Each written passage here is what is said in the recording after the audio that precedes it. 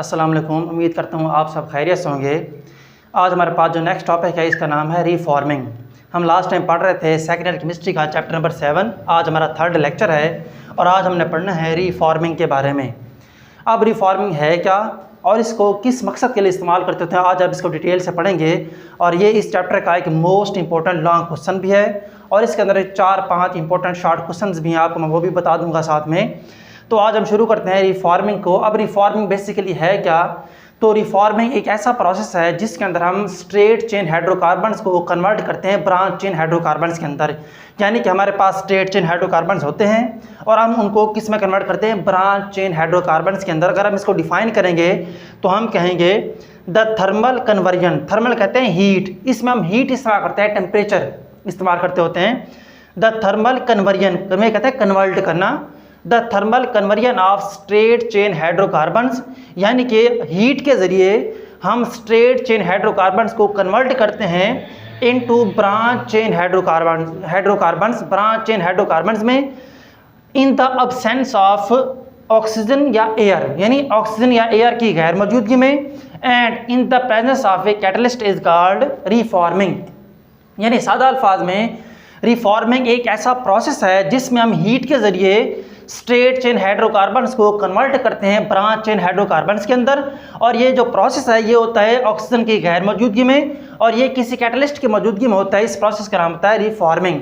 अब जैसे हम एक एग्जांपल लेते हैं, हमारे पास सपोज हमारे पास एक होता है, हमारे पास एन ऑक्टेन, ये एक स्ट्रेट चेन हाइड्रोकार्बन है। अब इसको हम ऐसे लिखते होते हैं CH3 सिंगल बॉन्ड CH2, फिर सिंगल बॉन्ड यहाँ पर हम लिखेंगे CH3। अब यहाँ पर हम ब्रैकेट लगा के यहाँ पर 6 लिख देंगे, यानी यहाँ पर दरमियान में 6 टाइम्स ये CH2 ग्रुप है, यानी स्टार्ट में CH3 एंड में भी CH3 और मिड में 6 टाइम्स CH2। तो ये टोटल कितने कार्बन हुए? 6 कार्बन तो ये हैं। अब ये 7 और ये 8। अब ये एक स्ट्रेट चेन हाइड्रोकार्बन है जिसका नाम होता है हमारे पास नॉर्मल ऑक्टेन, या फिर इसको हम एन ऑक्टेन कहते होते हैं, क्योंकि इसमें जो है टोटल 8 कार्बन्स हैं। अब इसका नाम होता है एन ऑक्टेन। अब इसको हम क्या करेंगे? इसको हम हीट करेंगे और इसमें हमने को यूज़ करना होता है सूटेबल सा कैटलिस्ट भी यूज़ करना होता है, यानी इसको हीट भी करेंगे और कैटलिस्ट की मौजूदगी में जो स्ट्रेट चेन हाइड्रोकार्बन जिसका नाम एन ऑक्टेन है इसको हम कन्वर्ट करेंगे आइसो ऑक्टेन के अंदर ब्रांच चेन हाइड्रोकार्बन में। अब आइसो ऑक्टेन क्या होता है? इसको हम लिखते होते हैं CH3 सिंगल बॉन्ड कार्बन, फिर सिंगल बॉन्ड CH2, फिर सिंगल बॉन्ड CH और फिर सिंगल बॉन्ड CH3। अब ये जो कार्बन है इसके ऊपर हम यहाँ पर लिखते होते हैं CH3 और यहाँ पे हम लिखते होते हैं CH3, क्योंकि जो कार्बन है इसकी वैलेंसी क्या होती है? 4। एक कार्बन जो है 4 बॉन्ड्स बनाता होता है। अब जैसे ये कार्बन है 1 2 3 4। अब ये जो कार्बन है इसके टोटल यहाँ पर 3 बॉन्ड्स हैं, 1 2 एंड ये 3, और यहाँ पे लिख देंगे मिथाइल ग्रुप लगा देंगे CH3 ग्रुप। अब हमारे पास ये जो है ये होता है एन ऑक्टेन और ये हमारे पास होता है आइसो ऑक्टेन।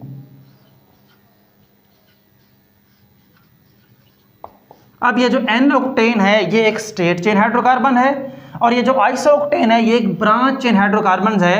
अब ये ब्रांच चेन किस तरह से, इसके बारे में थोड़ा सा पढ़ते हैं। अब हमारे पास ये जो आइसो ऑक्टेन है ये इसका होता है कॉमन नेम। अब हमारे पास जो ऑर्गेनिक कंपाउंड्स होते हैं उनके 2 तरह के नेम्स होते हैं, एक होता है कॉमन नेम और एक होता है IUPAC नेम। मैंने यहाँ पर लफ्ज यूज किया हुआ है IUPAC। इसको हम ऐसे लिखते होते हैं IUPAC। अब ये एक IUPAC इसका मतलब है international union of pure and applied chemistry. ये एक इदारा है जो कि ऑर्गेनिक कंपाउंड्स को नाम देता होता है, जिसको हम कहते हैं IUPAC। अब जो हमारा नेक्स्ट चैप्टर नंबर 8 आएगा उसमें हम इसकी डिटेल भी पढ़ेंगे। तो हमारे पास ये होता है IUPAC international union of pure and applied chemistry. इसके मुताबिक हम ऑर्गेनिक कंपाउंड्स को एक IUPAC नेम भी देते होते हैं। अब वो कैसे देते होते हैं? अब जैसे ये जो आइसो ऑक्टेन है ये इसका कॉमन नेम है। अब हम क्या करते हैं, इस रूल के मुताबिक हम कोई सिलेक्ट करते हैं, एक स्ट्रेट चेन सेलेक्ट करते हैं जिसका नाम होता है पेरेंट चेन। जैसे हमारे पास ये जो है एक स्ट्रेट चेन है जिसको मैं सर्कल कर रहा हूँ ब्लू कलर से। अब इसका नाम होता है पेरेंट चेन।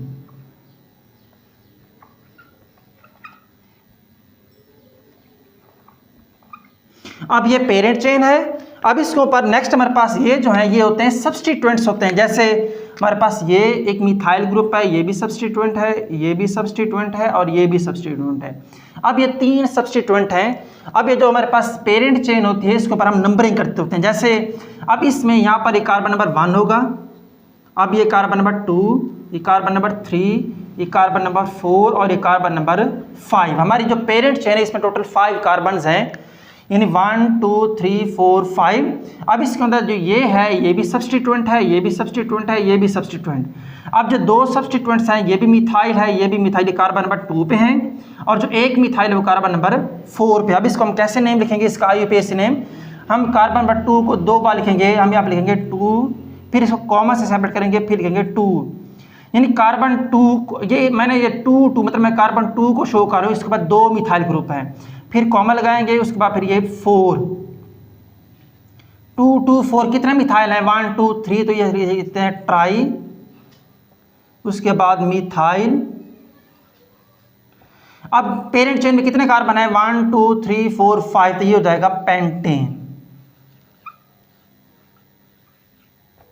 यानी कि हमारे पास इसके अंदर इसमें जो हमारे पास पेरेंट चेन है उसमें 5 कार्बन है, तो ये पेंटेन। अब देखिए ना जो डिजिट्स हैं उनको हम सेपरेट करते हैं कॉमास से, 2 फिर कॉमा फिर 2 फिर कॉमा फिर 4 के बाद यहाँ पर अल्फ़ाबेट है T, इसको हम सेपरेट करते हैं डैश से, 2 2 4, यानी कार्बन 2 पे 2 मिथाइल, कार्बन 4 पे 1 मिथाइल, टोटल कितने मिथाइल हैं ट्राई मिथाइल और ये पेंटेन। ये इसका होता है IUPAC नेम। अब ये एक स्ट्रेट चेन हाइड्रोकार्बन है और ये एक हमारे पास ब्रांच चेन हाइड्रोकार्बन है इसके अंदर ना। अच्छा, अब हम नेक्स्ट ये पढ़ते हैं कि जब हम रिफॉर्मिंग करते हैं, मैंने आपको अभी बताया कि इसमें हम कोई सूटेबल सा कैटलिस्ट भी यूज़ करते होते हैं। अब आमतौर पर कौन सा कैटलिस्ट रिफॉर्मिंग के लिए यूज़ किया जाता है, तो इसमें हम यूज़ करते हो, जैसे मैं आप लिखा हुआ है कैटलिस्ट यूज्ड, हम आमतौर पर यूज़ करते हैं या तो प्लाटीनियम PET या फिर प्लाडियम PED, इनको इस्तेमाल करते हैं एज अ कैटलिस्ट। लेकिन बाज़ औक़ात इन सम केसेस में हम लोग by metallic फार्मूलेशंस of platinum with iridium और रेनियम, अब ये भी एलिमेंट्स हैं, एक है इरिडियम और एक है रेनियम, यानी प्लाटीनियम को इरिडियम के साथ या फिर प्लाटीनियम को रेनियम के साथ इस्तेमाल करते होते हैं सपोर्टेड ऑन एलुमिना। एलुमिना क्या होता है Al2O3, यानी कि इसमें जो कैटलिस्ट यूज़ होता है वो या तो प्लाटीनियम होता है या प्लाडियम।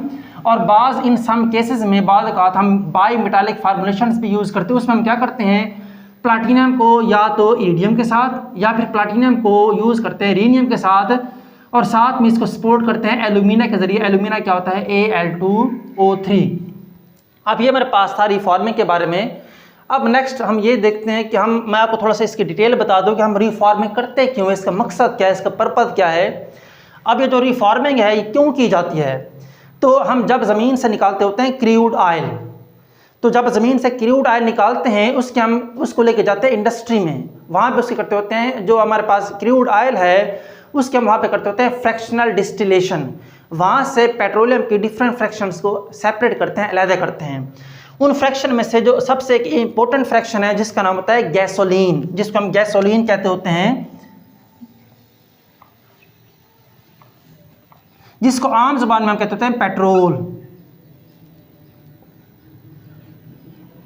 अब ये जो गैसोलीन है ये भी एक पेट्रोलियम की इंपॉर्टेंट फ्रैक्शन है जिसको आमतौर पर डेली लाइफ में ऑटोमोबाइल इंजन में इस्तेमाल करते होते हैं। अब ये जो गैसोलीन हमें मिलता है ये भी एक पेट्रोलियम की फ्रैक्शन है। अब गैसोलीन चूँकि इसका हमारे डेली लाइफ में यूज़ है वो बहुत ज़्यादा है। अब ये जो गैसोलीन है ये हमारे पास डिफरेंट क्वालिटीज़ का होता है। आपने देखा होगा हम बाज़ का जब किसी पेट्रोल पंप पे जाते हैं गाड़ी में पेट्रोल डलवाने, तो हम अक्सर कहते हैं कि जो एक फलां वाला पेट्रोल पंप है उसका पेट्रोल लो क्वालिटी का है, लेकिन जो फलां वाला पेट्रोल पंप है उसका जो पेट्रोल है वो हाई क्वालिटी का है। अब ये लो क्वालिटी का पेट्रोल और हाई क्वालिटी का पेट्रोल क्या होता है, जिसको हम गैसोलीन भी कहते होते हैं। अब एक होता है ऑक्टेन नंबर, जो होता है लो क्वालिटी का फ्यूल, उसका ऑक्टेन नंबर क्या होता है लो, और जो होता है हाई क्वालिटी का फ्यूल यानी अच्छा पेट्रोल होता है उसका ऑक्टेन नंबर क्या होता है, हाई होता है।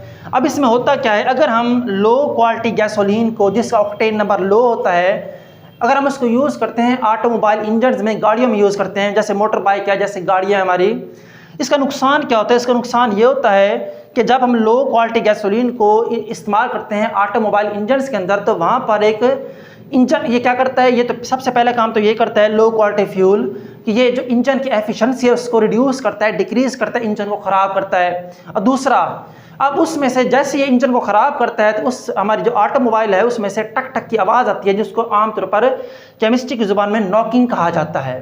तो यानी कि लो क्वालिटी गैसोलीन को गाड़ी में इस्तेमाल करने से एक तो क्या होता है, उसकी जो इंजन की एफिशिएंसी है वो रिड्यूस होती है, और दूसरा इसको इस्तेमाल करने से जो इंजन है वहाँ से एक शार्प सी मेटालिक साउंड पैदा होती है, जैसे टक टक की आवाज़ आती है।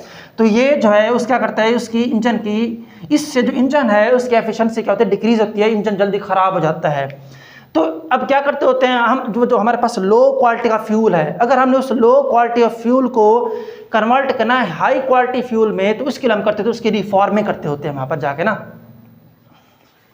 जैसा कि आपको मैंने अभी बताया है कि जो रिफॉर्मिंग है ये एक ऐसा प्रोसेस है जिसमें हम लो क्वालिटी फ्यूल को कन्वर्ट करते हैं हाई क्वालिटी फ्यूल में, यानी कि लो क्वालिटी के पेट्रोल को हम हाई क्वालिटी के पेट्रोल में कन्वर्ट करते होते हैं। अब इसके अंदर आप एक टर्म आती है जिसका नाम होता है नॉकिंग। मैंने आपको अभी कुछ देर पहले बताया कि जब हम लो क्वालिटी फ्यूल को इस्तेमाल करते हैं ऑटोमोबाइल इंजन्स के अंदर, तो वहाँ पर एक शार्प सी मेटालिक साउंड पैदा होती है जिसको नॉकिंग कहा जाता है। इसको हम नेक्स्ट पढ़ते हैं नॉकिंग के बारे में कि नॉकिंग है क्या, और इसको थोड़ा एक्सप्लेन भी करते हैं।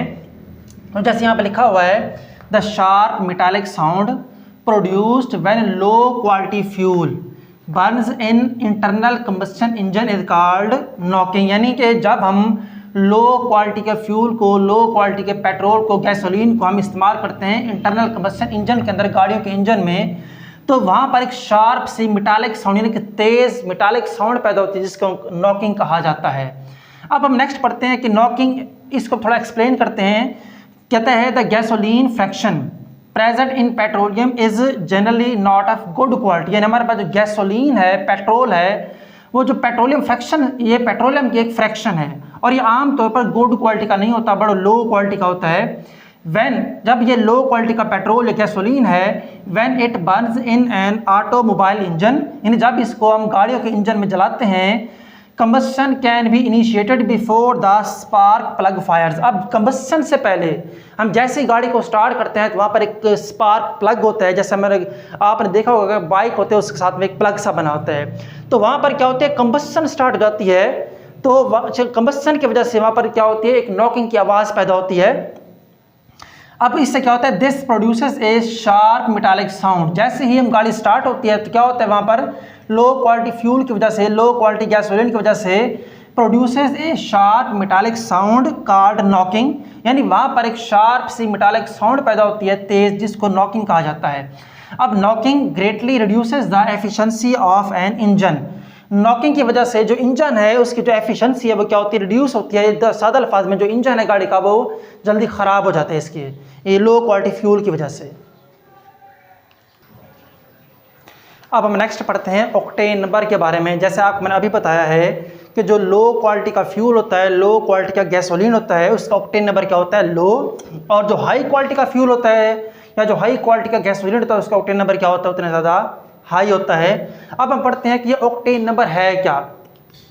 अब आपको मैं थोड़ा सा बता दूं, हमारे पास, मैंने आपको अभी बताया शुरू में कि हमारे पास दो तरह के हाइड्रोकार्बन्स होते हैं। एक होते हैं स्ट्रेट चेन हाइड्रोकार्बन्स और एक होते हैं ब्रांच चेन हाइड्रोकार्बन्स।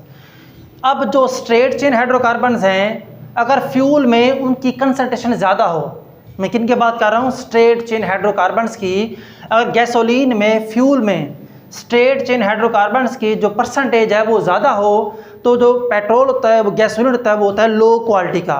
लेकिन अगर पेट्रोल के अंदर, गैसोलीन के अंदर जो हमारे पास ब्रांच चेन हाइड्रोकार्बन्स हैं उनकी परसेंटेज ज़्यादा हो, तो वो पेट्रोल क्या होता है, वो होता है हाई क्वालिटी का। और जिसमें स्ट्रेट चेन हाइड्रोकार्बन ज़्यादा होंगे उसका ऑक्टेन नंबर लो होगा, और जिसमें ब्रांच चेन हाइड्रोकार्बन ज़्यादा होंगे उसका ऑक्टेन नंबर क्या होगा, हाई होगा। अब ये ऑक्टेन नंबर है क्या, इसको पढ़ते हैं। तो यहाँ पे लिखा हुआ है the percentage of branch chain hydrocarbon, यानी यहाँ पे बात कर रहे हैं आइसो ऑक्टेन की।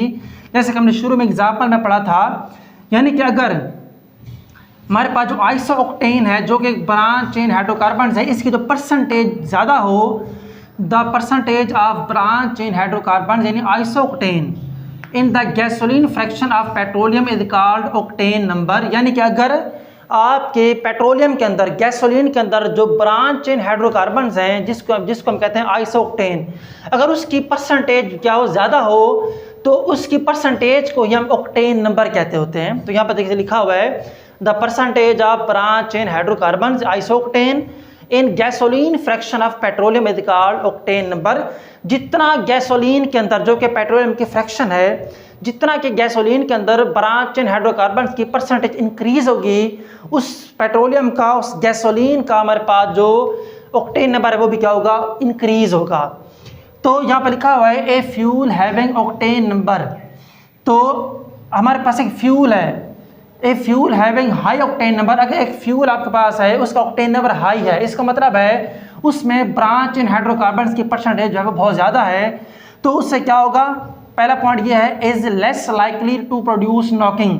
जितना ऑक्टेन नंबर हाई होगा उससे नॉकिंग उतना क्या होगी, कम होगी, लेस होगी, पहला पॉइंट। दूसरा पॉइंट, जितना ऑक्टेन नंबर हाई होगा Burns smoothly in internal combustion engine. मतलब जितना अच्छी क्वालिटी का फ्यूल होगा, जितना उसका ऑक्टेन नंबर हाई होगा, वो इंजन में क्या होगा, स्मूथली बर्न करेगा, इंजन में वो अच्छी तरह से चलेगा। अब तीसरा पॉइंट क्या है कि increases the efficiency of engine. जितना ऑक्टेन नंबर हाई होगा उतना जो हमारे पास इंजन की एफिशिएंसी है वो क्या होगी, बेहतर होगी, इंजन की एफिशिएंसी इंक्रीज होगी।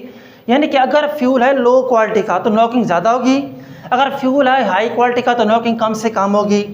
अगर फ्यूल है लो क्वालिटी का तो जो हमारे पास इंटरनल कंबस्शन इंजन है उसमें वो सही तरह से नहीं चलेगा पेट्रोल। अगर हमारे पास ऑक्टेन नंबर हाई है तो वो क्या होगा, वो जो हमारा बाइक है, हमारी गाड़ी है, वो क्या होगी, स्मूथली चलेगी, उसका इंजन जो है वो सही तरह से काम करेगा। अगर हमारे पास हाई क्वालिटी का पेट्रोल है, ऑक्टेन नंबर उसका हाई है, तो उससे क्या होगा, तो इंजन की एफिशिएंसी है वो भी क्या होगी, इंक्रीज होगी। तो ये कुछ पॉइंट से हाई ऑक्टेन नंबर गैसोलीन के लिए। तो यहाँ पर लिखा हुआ है आइसो ऑक्टेन, जिसको हम कहते होते हैं 2,2,4 ट्राई मिथाइल पेंटेन। यानी हमारे पास जो आइसो ऑक्टेन है, जिसका IUPAC नेम क्या होता है, 2,2,4 tri methyl pentane has been given arbitrarily an octane number of 100। तो ये बात आपने याद रखनी है कि ऐसा पेट्रोल, ऐसा फ्यूल, ऐसा गैसोलीन जिसके अंदर ऑक्टेन, जिसके अंदर आइसो ऑक्टेन की परसेंटेज सबसे ज़्यादा होगी, वो हमारे पास ऑक्टेन नंबर क्या होता है, उसका ऑक्टेन नंबर क्या होता है, 100 दिया जाता है। यह आपसे MCQs में पूछ सकता है। और ऐसा फ्यूल, ऐसा पेट्रोल या ऐसा गैसोलीन वाइल एन हेप्टेन, जिसके अंदर एन हेप्टेन होगा, has given an octane number of 0। ये भी आपने याद रखना है कि यानी इस लास्ट 2 लाइन्स में क्या कर रहा है कि ऐसा फ्यूल, ऐसा गैसोलीन जिसके अंदर हमारे पास आइसो ऑक्टेन की परसेंटेज सबसे ज़्यादा होगी, उसका ऑक्टेन नंबर क्या होता है, 100। और ऐसा फ्यूल, ऐसा गैसोलीन जिसके अंदर एन हेप्टेन, उसने यहाँ पर बात की है एन हेप्टेनिन। ये हमारे पास हाइड्रोकार्बन हैं जिसमें 7 कार्बन होते हैं। जैसे अगर हम इसको लिखते भी हैं यहाँ पर एन हेप्टेन को, ये क्या होता है, हम इसको लिखते हैं CH3 सिंगल बॉन्ड CH2, फिर सिंगल बॉन्ड CH2, फिर सिंगल बॉन्ड CH2, फिर एक और सिंगल बॉन्ड CH2। कितने कार्बन हैं, 1 2 3 4 5, और फिर एक और CH2 6 और एक और CH3। अब इसमें टोटल देखेंगे 7 कार्बन हैं, 1 2 3 4 5 6 7। इसका नाम होता है एन हेप्टेन। और जिस फ्यूल में एन हेप्टेन की कंसंट्रेशन सबसे ज़्यादा होगी उसका ऑक्टेन नंबर क्या दिया जाता है, उसका 0। ये MCQs के बारे से कुछ पॉइंट्स थे। तो इसके लिए इसका क्या होता है, ऑक्टेन नंबर क्या होता है उसका, ये होता है 0। ये भी पॉइंट आपने याद रखना है। तो ये हमारे पास कुछ ऑक्टेन नंबर के बारे में था। तो आपने याद रखना है कि जो आइसो ऑक्टेन है, अगर उसकी परसेंटेज सबसे ज़्यादा है तो उसका जो ऑक्टेन नंबर होता है वो क्या होता है, 100। अगर एन हेप्टेन, जिसको मैंने यहाँ पर लिखा हुआ है, अगर इसकी परसेंटेज सबसे ज़्यादा है तो उसका ऑक्टेन नंबर क्या होता है, यहाँ पर 0 होता है। अब नेक्स्ट हमारे पास है इम्प्रूवमेंट ऑफ ऑक्टेन नंबर। यानी कि अगर आपके पास लो क्वालिटी फ्यूल है, लो क्वालिटी गैसोलीन, अगर आपने उस लो क्वालिटी गैसोलीन को हाई क्वालिटी गैसोलीन में कन्वर्ट करना है, यानी कि जो लो क्वालिटी फ्यूल है उसका ऑक्टेन नंबर लो है, और आपने उस लो ऑक्टेन नंबर वाले फ्यूल को कन्वर्ट करना है हाई ऑक्टेन नंबर में, आप कैसे कर सकते हैं, इसके कुछ डिफरेंट मेथड्स हैं। यहाँ पर लिखा हुआ है इम्प्रूवमेंट ऑफ ऑक्टेन नंबर। ये भी एक वेरी इंपॉर्टेंट शॉर्ट क्वेश्चन भी है इसका। तो यहाँ पर लिखा हुआ है the octane number of gasoline can be improved by following veg. अगर आपने किसी भी लो क्वालिटी गैसोलीन के ऑक्टेन नंबर को क्या करना है, इंप्रूव करना है, इंक्रीज करना है, तो इसके लिए कुछ डिफरेंट मेथड्स हैं। इसमें नंबर 1 पे आता है रीफॉर्मिंग। यानी कि अगर आप लोग रीफॉर्मिंग के जरिए लो क्वालिटी फ्यूल को हाई क्वालिटी फ्यूल में कन्वर्ट कर सकते हैं, यानी कि ऑक्टेन नंबर को इंप्रूव कर सकते हैं। नंबर 2 पे आता है एरोमेटाइजेशन। एरोमेटाइजेशन का मतलब होता है आपके पास जो स्ट्रेट चेन हाइड्रोकार्बन है आप उसको कन्वर्ट कर दें रिंग कंपाउंड के अंदर, यानी कि रिंग कंपाउंड्स बना दें, एरोमेटिक में कन्वर्ट कर, जैसे आपके पास बेंजीन का रिंग होता है उस तरह इसके रिंग्स बना दें, इसको कहते हैं एरोमेटाइजेशन। नंबर 3 पे हमारे पास आता है ब्लेंडिंग। ब्लेंडिंग कहते हैं मिक्स करना, ब्लेंड करना, मिक्स कर देना। Blending with tetra ethyl lead, TEL, इसको पढ़ते होते हैं टेट्रा इथाइल लेड।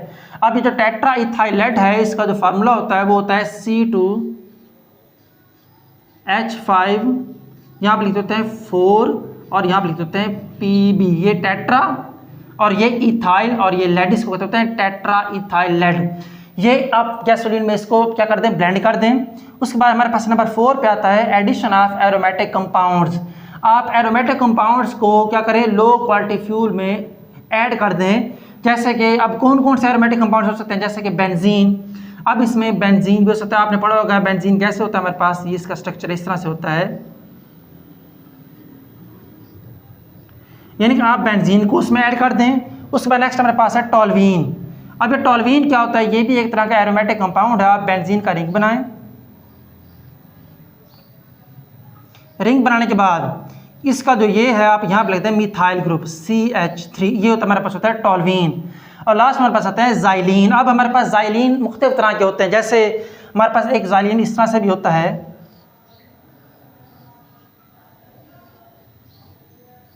अब दो इस पोजीशन पे भी मिथाइल ग्रुप लगा दें, इस पोजीशन पे मिथाइल ग्रुप लगा दें, ये हमारे पास इसका नाम होता है 1,2 जाइलिन कहते होते हैं। ये अगर ये कार्बन नंबर 1 है तो ये कार्बन नंबर 2 है।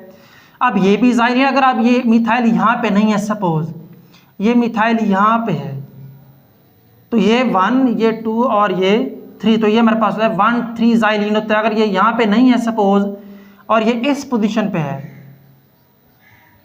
तो ये 1, 2, 3 और ये 4, ये हमारे पास 1,4 जाइलिन। हमारे पास ये जाइलिन होते हैं इस तरह से। तो इनको बेंजीन, टॉल्वीन और जाइलिन को हम लो क्वालिटी फ्यूल में ऐड करके उसका जो ऑक्टेन नंबर है उसको हम इम्प्रूव कर सकते हैं। ये कुछ डिफरेंट मेथड से किसी भी लो क्वालिटी फ्यूल को हाई क्वालिटी फ्यूल में कन्वर्ट करने के। अगर आपने लो क्वालिटी फ्यूल को कन्वर्ट करना है हाई क्वालिटी फ्यूल में, उसके लिए एक इम्पोर्टेंट मेथड है, वो उसके लिए हम यूज़ करते होते हैं टेट्रा इथाइल लेड। अगर आपने लो क्वालिटी फ्यूल को हाई क्वालिटी फ्यूल में कन्वर्ट करना है तो आप क्या करें, आप उस लो क्वालिटी फ्यूल को ब्लेंड कर दें किसमें, टेट्रा इथाइल लेड के अंदर। आप टेट्रा इथाइल लेड क्या है, किस लिए इस्तेमाल करते हैं, the octane number of a poor fuel. अगर आपके पास पुअर फ्यूल है, लो क्वालिटी का फ्यूल है, लो क्वालिटी का गैसोलीन है, the octane number of a poor fuel can also be improved by blending it with a small amount of additive like tetra ethyl lead. आप लोग tetra ethyl lead क्या करें, उसमें blend कर दें, blend कहते हैं मिक्स कर देना। आप क्या करें, अगर आपके पास लो क्वालिटी का फ्यूल है, पुअर फ्यूल है, आप उसको उसमें ब्लेंड कर दें किसको, टेट्रा इथाइल लेड को। अब जैसे ही ब्लेंडिंग करेंगे क्या होगा, वो जो लो क्वालिटी फ्यूल है वो किस में कन्वर्ट हो जाएगा, हाई क्वालिटी फ्यूल के अंदर कन्वर्ट हो जाएगा। अब टेट्रा इथाइल लेड क्या है, जिसका फार्मूला क्या होता है, C2H5 4PB। ये हमारे पास होता है टेट्रा, टेट्रा कहते हैं 4 को, टेट्रा ये इथाइल ग्रुप है, टेट्रा इथाइल और ये लेड का फार्मूला होता है PB। तो ये बनता है टेट्रा इथाइल लेड। अब ये क्या है, tetra ethyl lead is an efficient anti knocking agent. अब ये एक एंटी नॉकिंग एजेंट है, यानी अगर आप पे लो क्वालिटी फ्यूल अगर आप यूज़ करते हैं इंजन में, उससे क्या होती है, नॉकिंग। अब ये एंटी नॉकिंग है, नॉकिंग क्या करता है, डिक्रीज करता है, नॉकिंग को रिड्यूस करता है, लो क्वालिटी के फ्यूल को हाई क्वालिटी के फ्यूल में कन्वर्ट करता होता है, जिसका नाम है टेट्रा इथाइल लेड। हम लोग टेट्रा इथाइल लेड को as an anti knocking agent इस्तेमाल तो कर लेते हैं, लेकिन इसका एक सीरियस डिसएडवांटेज भी है, यानी कि हम लो क्वालिटी फ्यूल को जब कन्वर्ट कर लेते हैं हाई क्वालिटी फ्यूल में तो हम यूज़ करते हैं टेट्रा इथाइल लेड।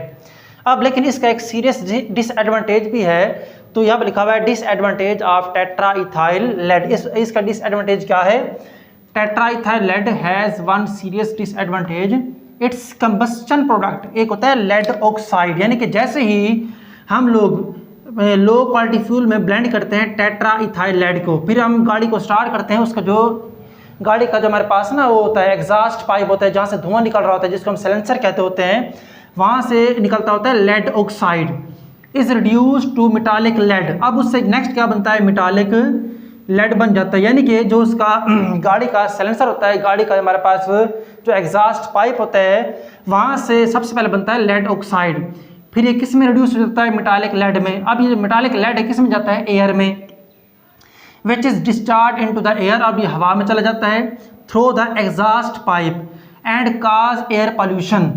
यानी कि जब हम ऐसा पेट्रोल यूज़ करते हैं गाड़ी में जिसमें हमने क्या ब्लेंड किया होता है, टेट्रा इथाइल लेड, उससे क्या होता है, जैसे हम गाड़ी को स्टार्ट करते हैं उसका जो एग्जॉस्ट पाइप होता है, उसका जो हमारे पास साइलेंसर होता है, वहाँ से पहले बनता है लेड ऑक्साइड। अब ये जो लेड ऑक्साइड किस में रिड्यूस होता है, मेटालिक लेड में। अब ये जो मेटालिक लेड है किस में जाता है, एयर में, हवा में डिस्चार्ज होता है, फिर इससे क्या होती है, एयर पोल्यूशन होती है, यानी ये एयर पोल्यूशन का बायस बनता है। अब यहाँ पे नेक्स्ट लिखा हुआ है इट काजेज ब्लाइंडनेस, ब्लाइंडनेस कहते हैं अंधापन, एंड मेंटल रिटार्डेशन, यानी कि जो ज़हनी तवाज़ुन जो है उससे ख़राब हो सकता है इन इन्फेंट चिल्ड्रन। यहाँ पे एक लफ्ज़ उसने यूज़ किया हुआ है इन्फेंट चिल्ड्रन, मतलब जो न्यूली बोर्न बेबीज़ होते हैं, नए छोटे छोटे बच्चे होते हैं जिनकी उम्र जो है तकरीबन 1 साल से कम होती है, उनको आमतौर पर इन्फेंट चिल्ड्रन कहा जाता है। यानी जो न्यूली बोर्न बेबीज़ होते हैं उनकी ब्लाइंडनेस का भी वजह बन सकती है और साथ में उनकी जो मेंटल रिटार्डेशन है, उनका जो ज़हनी तवाज़ुन है, उस पर भी इसका इफेक्ट हो सकता है। तो ये आज का हमारा जो टॉपिक था ये था रिफॉर्मिंग के बारे में। हमने शुरू में क्या पढ़ा, रिफॉर्मिंग के बारे में पढ़ा कि रिफॉर्मिंग है क्या, फिर हमने नेक्स्ट उसको हमने डिफ़ाइन किया, फिर डिफ़ाइन के बाद हमने उसको देखा कि हमारे पास जो एक था एन ऑक्टेन, उसको हमने कन्वर्ट किया आइसोक्टेन। अब जो एन ऑक्टेन है ये स्ट्रेट चेन हाइड्रोकार्बन था और जो आइसोक्टेन है वो ब्रांच चेन हाइड्रोकार्बन था। अब ये प्रोसेस होता है इन the presence of heat and catalyst. हमने कौन सा कैटलिस्ट यूज़ करना है हमने इसके बारे में भी पढ़ा। नेक्स्ट हमने पढ़ा कि नॉकिंग क्या है, नॉकिंग के बारे में डिटेल से पढ़ा। उसके बाद हम किस तरह से नॉकिंग को रिड्यूस कर सकते हैं। अब नेक्स्ट हमने पढ़ा ऑक्टेन नंबर के बारे में कि ऑक्टेन नंबर क्या है, उसकी हमने थोड़ी सी डिटेल पढ़ी। डिटेल पढ़ने के बाद फिर हमने देखा कि हम किसी भी लो क्वालिटी के फ्यूल को अगर हमने हाई क्वालिटी में कन्वर्ट करना है तो हम ऑक्टेन नंबर को कैसे इंप्रूव कर सकते हैं, उसके कुछ डिफरेंट हमने मेथड पढ़े। तो उनमें से एक मेथड था वो था टेट्रा इथाइल लेड के बारे में। तो हमने लास्ट में टेट्रा इथाइल लेड के बारे में पढ़ा और उसका हमने डिसएडवांटेज भी पढ़ा। तो ये हमारा आज का टॉपिक था, ये था रिफॉर्मिंग के बारे में। ये इस चैप्टर का एक मोस्ट इंपॉर्टेंट लॉन्ग क्वेश्चन भी था। अब ये ओवरऑल सारा लॉन्ग में आपने इस तरतीब से लिखना जैसे हमने यहाँ लिखा हुआ है। अब इसमें से कुछ इंपॉर्टेंट शॉर्ट क्वेश्चन भी बनते हैं, जैसे आपसे पूछ सकता है what is reforming, give example. तो आपने वो शुरू में डिफाइन करना, एग्जांपल देनी है। फिर जैसे हमने पढ़ा नॉकिंग के बारे में कि वो आपसे कहता है what is knocking, how it can be reduced, हमने वो भी पढ़ लिया इसमें। अब नेक्स्ट एक मोस्ट इंपॉर्टेंट शॉर्ट क्वेश्चन आता होता है इसमें से कि what is octane number, how it can be improved. तो हमने इसको भी डिटेल से पढ़ लिया, इसके इंप्रूवमेंट्स के डिफरेंट मेथड भी पढ़ लिए। और लास्ट में हमने पढ़ा है टेट्रा इथाइल लेड के बारे में। तो आपसे पूछ सकता है what is the use of tetra ethyl lead, also give its disadvantage. तो ये कुछ पॉसिबल शॉर्ट क्वेश्चंस हैं जो कि आमतौर पर आपके पेपर्स में पूछे जाते हैं और वो पूछता होता है। ये एक ओवरऑल लॉन्ग था, इसमें से कुछ 4-5 ये इंपॉर्टेंट से शॉर्ट क्वेश्चन भी थे। अगर आपने इस टॉपिक से रिलेटेड कोई भी क्वेश्चन पूछना, अगर आपके जहन में कोई ऐसा पॉइंट आता है, कोई ऐसा क्वेश्चन आता है जो कि आपको मतलब क्लियर नहीं हुआ, तो आप हमें कमेंट करके इसके बारे में पूछ भी सकते हैं। और इसके अलावा आप वीडियो को लाइक भी कर दें और अपने दोस्तों के साथ शेयर भी कर दें। तो इंशाल्लाह मिलते हैं नेक्स्ट टॉपिक के साथ, तब तक के लिए अल्लाह हाफिज़।